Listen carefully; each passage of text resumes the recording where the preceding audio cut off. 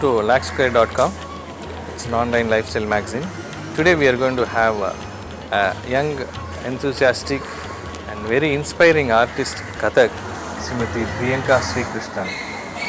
And she specialized in Jaipur style of Kathak, and let us have a good time with her. Namaskaram. Welcome to our show. Thank you so much. It's my honor. Can you please tell us about your childhood dreams and how you got into the interest of Kathak and about your journey towards Kathak? So I've been learning dance since I was 5 years old. Okay. And my parents were working in Gwalior in Madhya Pradesh. So initially it started as me learning Kathak because we couldn't find a Bharatanatyam teacher in Gwalior because this was North India. And I used to go to the class because my mom used to just encourage me and used to just say that I have paid the fees and you just have to go. That's all. There are no excuses. You just have to go. So initially it started more as a compulsion for me. But I had a very beautiful relationship with my guru in Gwalior, Pandit Bhagwan Das Manik. And he used to pamper me a lot and he used to take care of me like his own child. He used to take me around on his dance tours and I used to dance with his son, fight with his son like we were siblings. And it used to be an amazing time. And I think for me, it was more of a playway up till I turned 10 or 12 years old. But yeah, I think as soon as I realized that this is something that I really enjoy, I've always been wanting to do this professionally. So I think even as a child, if anybody would ask me what you want to do, it would definitely not be maths and science. It would always be dance. So I've always been clear about one thing, which is that I want to do dance. And I think with time, the fact that I also want to teach, I also want to make a difference to the society through my dance, all this is added. But the fact that I want to do something related to dance, something related to Kathak has always been constant. Wow, yeah. That's great. See, in Kathak we have a lot of variations, like different class of Kathak, and also Gharana plays a major role in Kathak. Can you please explain a little bit about that? So usually, basically Kathak has been divided into 3 gharanas, which is Jaipur Gharana, Banaras Gharana and Lucknow Gharana. And because it is from the north, and everybody who has picked it up or everybody who has practiced it in their lineage has added their own element to it, I think that is what basically Gharana is. The basic skeleton of Kathak will always remain the same. And as in the way we proceed with the teachings or the way we go about with the training and all these things will always remain the same. But there will be intricate details of how you execute a certain movement or how you can put across a certain point in a certain way, which will differ from Gharana to Gharana. Okay. So if I put it briefly, Jaipur Gharana is more of how do I call it? It's very technically sound. It has a combination. I think I'm a little biased towards Jaipur Gharana because I come from Jaipur Gharana. It's kind of unfair, but so it has a balance between the technical aspects and the Abhinaya aspects, according to me. So more of Nritta and Abhinaya. Yes, it's variations. a balance of both. Okay. I think that element is there in all the Gharanas. It's just that for me, because I've studied Jaipur Gharana so much in detail, I understand it better. But if you look at the specifications of other Gharanas, I think they also have an equal element of Nritta, Abhinaya, and a combination of the whole thing. They also have a concept of pure Abhinaya where they just sit and they just talk about a story or they emote a character and stuff like that. So that is like detail. It's called Baith Ki Bhav. Okay. So these kind of elements are there in different gharanas.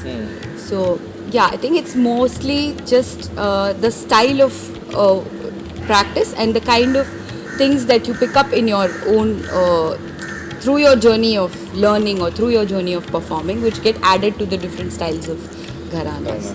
It evolves as you perform. Yes, definitely. See, being a product of Kalakshetra, we always love that style of Rukmini Devi. simplicity and grandness. It's a blend of beauty. So how did you end up in Kathak? So you studied in Kalakshitra, Bharatanatyam, right? Okay.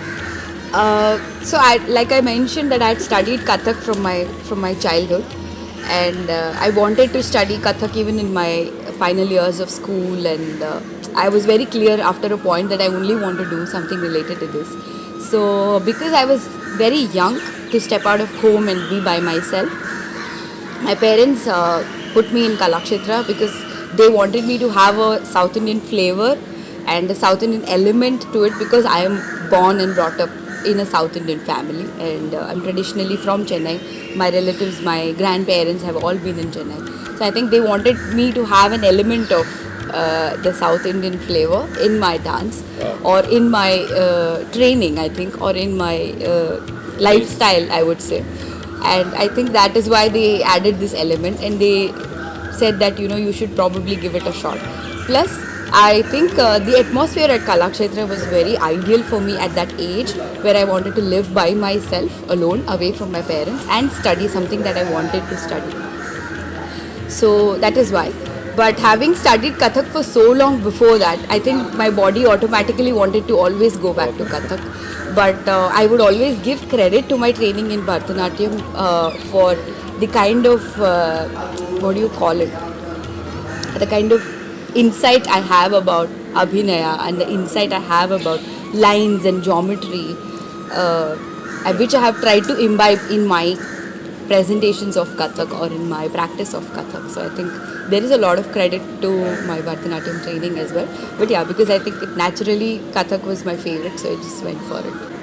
And you are into a training session also, like you do Yes. train people online and offline. Yes, I teach Kathak online and offline.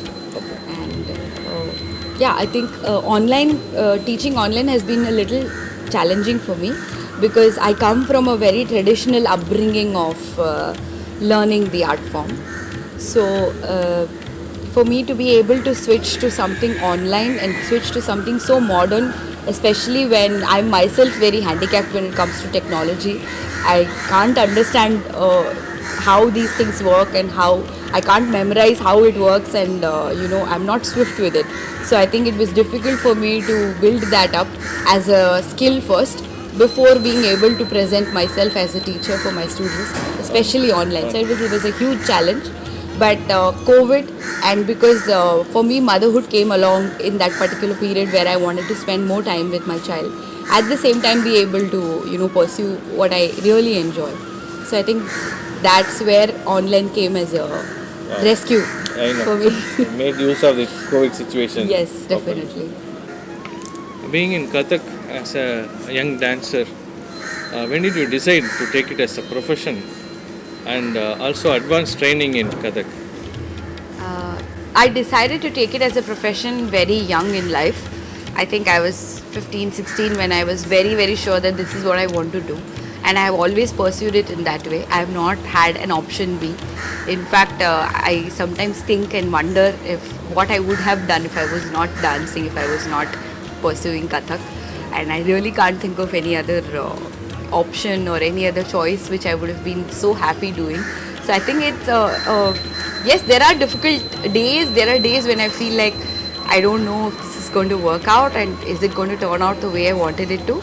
But it's still worth it. I think the trouble and the struggle you go through to get to a certain point, when it is through something that you enjoy, like the medium is Kathak or the medium is something that you enjoy, I think it kind of justifies everything else and the struggle that you go through.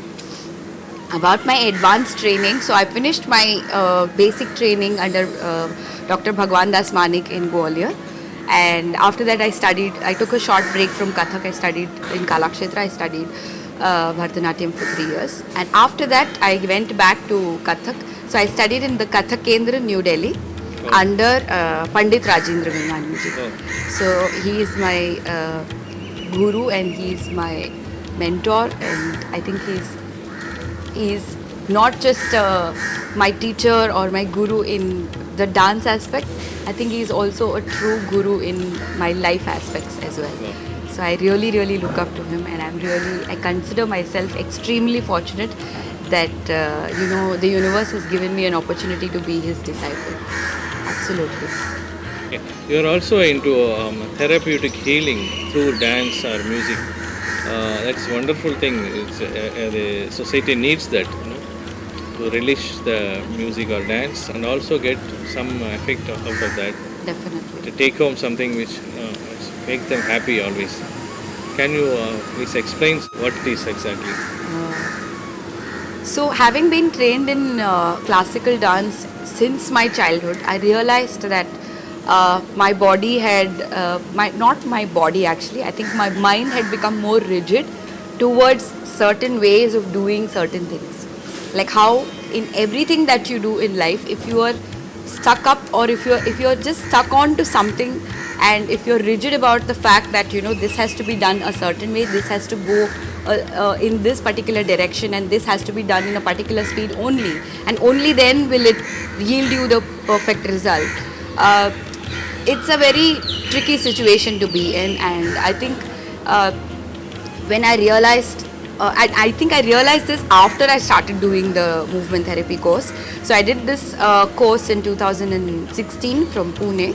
It's an organization that is affiliated to the International Council of Dance, and so they certified me in this course called movement therapy, and so it is something like moving meditation. It is something like using movement as a medium of catharsis, as a medium of realizing yourself, as a medium of exploring what your mind can do, or basically subduing your mind and letting your body lead. So when I did this course, I think it changed my life. It changed my way, my complete perspective of looking at dance. Dance for me did not remain dance anymore. It also became movement, because when you hear the word dance, the only thing that comes to your mind is structure. The only thing that comes to your mind is training, or aesthetics. It should look beautiful. It should be pleasant to the eyes. It should be expressive, or it should be able to emote or connect with the audience. But what about connecting with yourself? So when you address dance as movement, it is something that goes about in a way where it connects with you first, and then it tells you so many more things about yourself. So I think that was the most moving part for me when I did the course and when I certified myself. So I wanted to then take it forward. So I am now opening up a small initiative with my sister. She's also a trained psychologist, and my mother, she is an artist. So the three of us in the house are opening up a small initiative where we are going to work towards mental wellness through arts as a medium of connect, arts as a medium of catharsis. Wow, that's fantastic news. Thank you. And actually, you are also into social work. A lot of things you are helping for the young generation to come up in merge with art and all that. So what is that actually? What you offer them? I have been because I have been a part of the traditional upbringing and the traditional fraternity of Kathak and Bharatanatyam and of all classical styles. I've realized that the younger generation, or the ones who are still upcoming, I think I consider myself also still upcoming, but I mean it would be unfair, or it would not be correct to say that I'm an established artist or anything. But I feel like whoever are my juniors, or whoever looks up to me, or if there is anybody who wishes to establish themselves, especially somebody who does not have a background, or who does not have somebody to push, or somebody to encourage, or not so many opportunities. I think it's important that as the world is evolving, we give them more transparent opportunities, so that their work is recognized only on the basis of their work, only on the basis of their talent, and only on the basis of how capable they are as compared to the kind of contacts they have, or the kind of reach they can make, or the kind of popularity, or the kind of money they can bring in to the art form or to the event. So that is something that has always stuck with me, and I always believe in the fact that when you are at a position where you can make a difference even to somebody, whether it is in the smallest way possible, I think you should take the initiative. You shouldn't hold yourself back from saying that probably I'm still too young to do this, or I'm probably not in the right space, or I'm probably taking too many liberties. I think that is something that I've always wanted to break, even as a young child when I was learning also. So yeah, I think it's my way of just contributing in that particular manner. So I'm associated with this organization called One for Life, which has a separate department called the Platform for Artists, and they are into organizing live events and online events, and all the events are going to be ticketed at a very nominal cost, so that the audience who wishes to come and connect with the artist is directly associated with the artist. There is no concept of sponsor, there is no concept of donation, and there is no concept of basically contacts or anything of that sort. You apply, if you get selected, come, you perform, and you get paid for it. At the same time, your connect is with the audience. If the audience is paying a nominal amount to watch you, they automatically connect more with you. There's more seriousness towards what you're doing as compared to just being granted the opportunity that a random performance is happening, please go, please encourage the artist.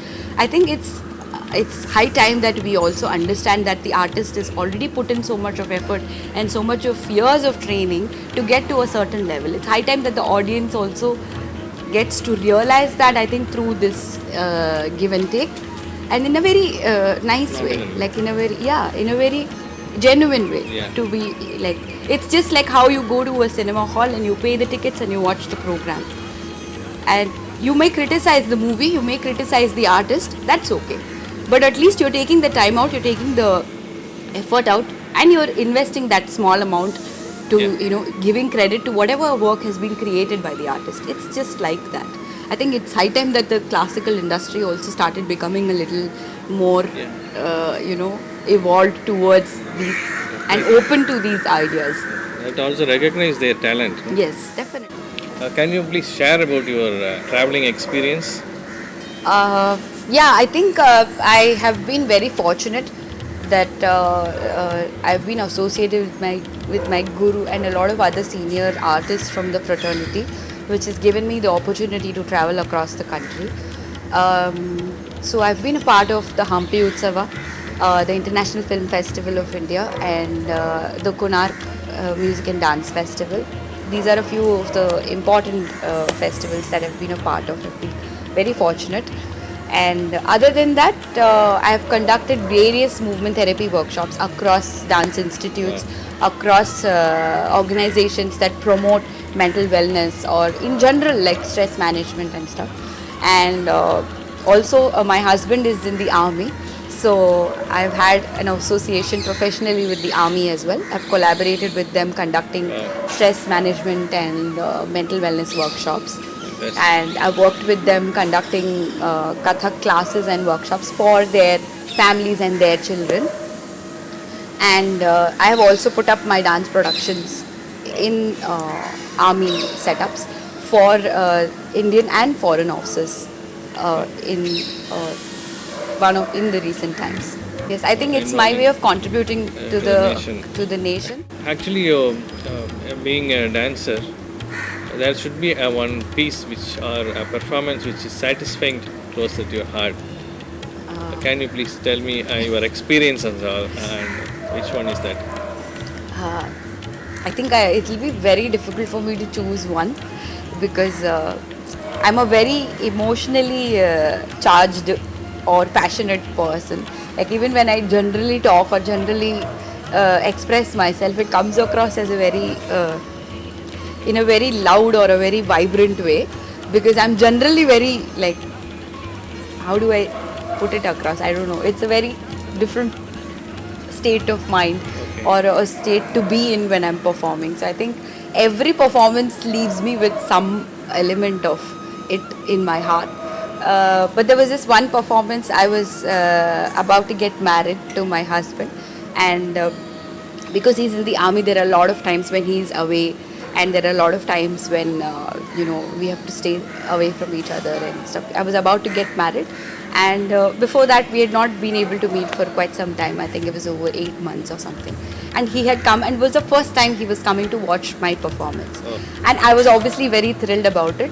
And so when he came and I performed, he was watching it and everything, and I was expecting that he's going to be extremely elated to see my performance, and he's going to be bowled over or whatever.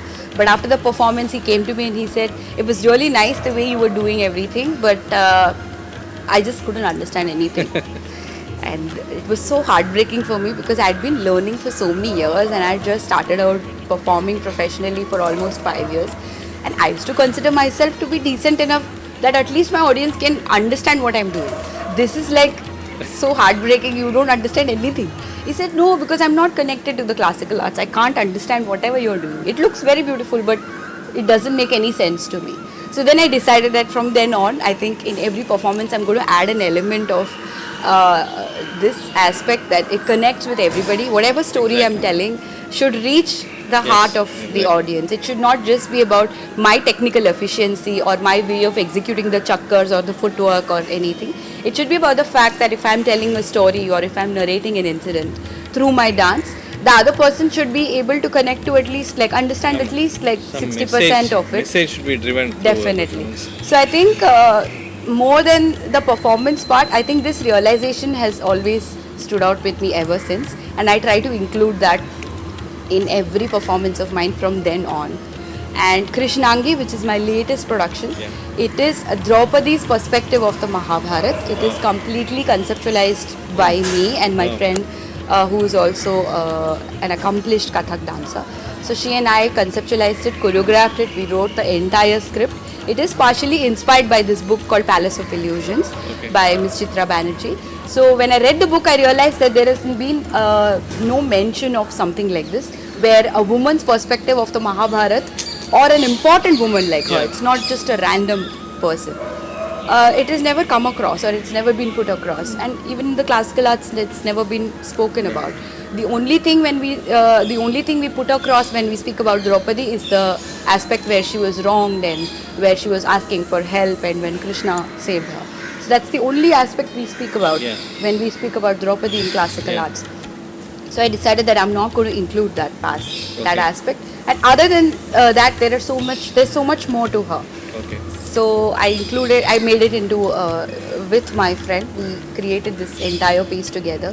We designed the concept and we put everything together from like scratch A. So it's very special to me, and it almost feels like it's my own child. So I'm very emotional about it. It's been a beautiful experience. It's very interesting. Can you please perform some chakkars or abhinaya for us? Definitely. I'd be happy.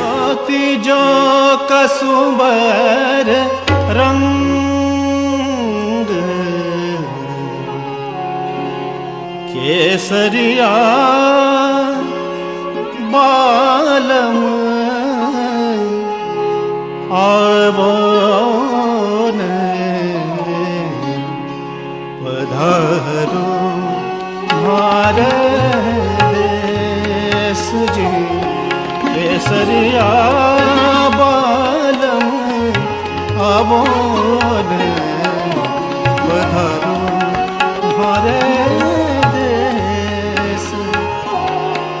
पधारो हमारे देश जी पधारो हमारे देश जी हमारा जोड़ीरा बालम आवोनी पधारो हमारे देश जी केसरिया बालम आवोनी पधारो हमारे देश।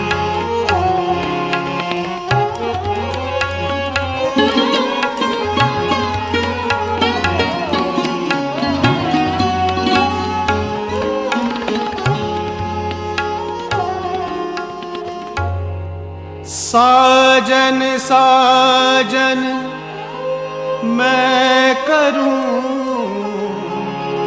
साजन साजन मैं करूं, तो साजन जीव जड़ी चुड़ले ऊपर मांड लूं, तो बाचूं घड़ी घड़ी। मारू थारे देश में, मारू थारे देश में, तो निपजे तीन रतन, एक ढोलो दूजी मारवण, तो तीजो कसुंबर रंग,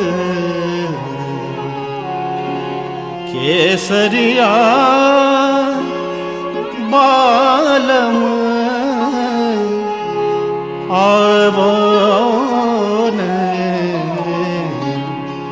पधारो मारे देश जी, केसरिया बालम आवो ने पधारो मारे देश, पधारो मारे देश जी, पधारो मारे देश जी, मारा जोड़ीरा बालम आवो रे, पधारो मारे देश जी, केसरिया